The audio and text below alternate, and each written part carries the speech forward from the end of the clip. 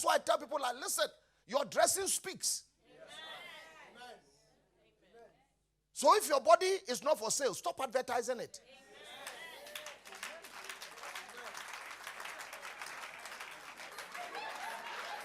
That's a smile. That's a wicked one. Don't look at me like that. The things I can say if you keep looking at me like that. But man of God, look at the man's thing. There was purple in it. Talking about the fact that Joseph, one day you'll be a king. There was blue, talking about grace. That even though you are in the Old Testament, you operate in grace. Oh, I could see red in the coat, talking about the coming Messiah, the redemption, where the blood will be shed for us. Oh, I see green, talking about prosperity.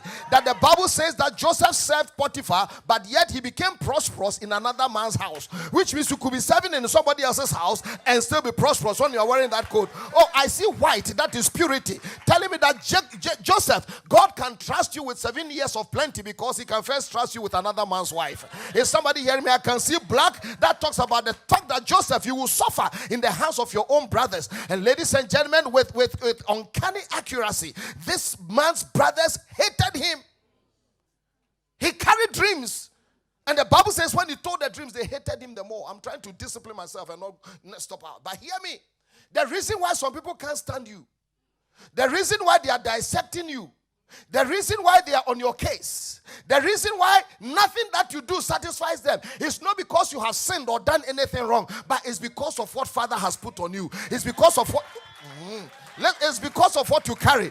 We saw not too long ago the Somalian pirates going after ships. None of the pirates attacked empty ships. They attacked ships that were loaded with good cargo. The reason why you are under attack is because of what you carry. You carry destiny. You carry grace. You carry greatness. You carry something on the inside. That is why the enemy is coming after you. Every attack is a hint from the devil how much respect they have for you. The greater your destiny, the greater your trouble. Is somebody hearing me? That is why when Rebecca became pregnant with twins and there was a violent struggle, she went to God and asked God, if all is well with me, why am I like this? And God said, it's not because of witches or wizards, but it's because you carry double destiny on the inside of you. Some of you, your struggle is not because you have done wrong. Your struggle is because there's greatness looking for expression. You are living too low, and may you know no rest until you become everything that God has ordained for you to be.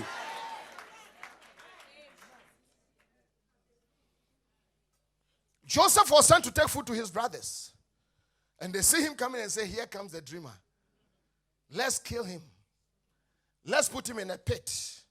And then we shall see what will happen to his dreams. So it was a dream. And the Bible says that they went after the coat. They stripped him of his. And the Bible says that they put him in a pit. Pastor, they put him in a pit. Pastor Charles, they put him in a pit, as if it was not enough. This is the place that troubles me, my brother. They said, and they sat down and they ate a meal. Eating and enjoying on the misery of a brother. That's some cultures. There are some people, they are only happy. When they are happy, you know somebody's in trouble. They put him in a pit and they sat down to eat a meal. Little did they know that one day there will be another meal. But that meal will not be in the pit. Because that day the tables will turn. And they will sit around the meal. But the boy in the pit will be in the boy in the palace. I don't know who I'm talking to in house of favor. But somebody shout and say one day. Somebody say one day. Hear me, one day is coming that God will turn it all around. They thought you were in the pit forever, but one day is coming. Will I be wrong if I told you, man of God, that one day the charcoal seller's son will wear a white shirt? I said one day.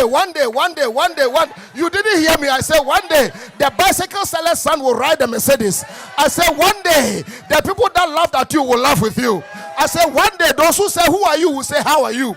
I said you didn't hear me. I said a day is coming, a turnaround is coming. They are laughing at you today, but don't worry, because there's something called one day. There's something called it came to pass. There's something called God shall step inside. Is somebody hearing me? When the fullness of time was come, your time is coming. Don't allow anybody to make you bitter. Allow them to make you better. Don't allow anybody, ladies and gentlemen, to let you turn into a monster God never created you to be. Because there's something called one day. When you were going through things, they were laughing, they were happy, they were sitting down to eat a meal. But one day God will send them to you so that you also give them a meal.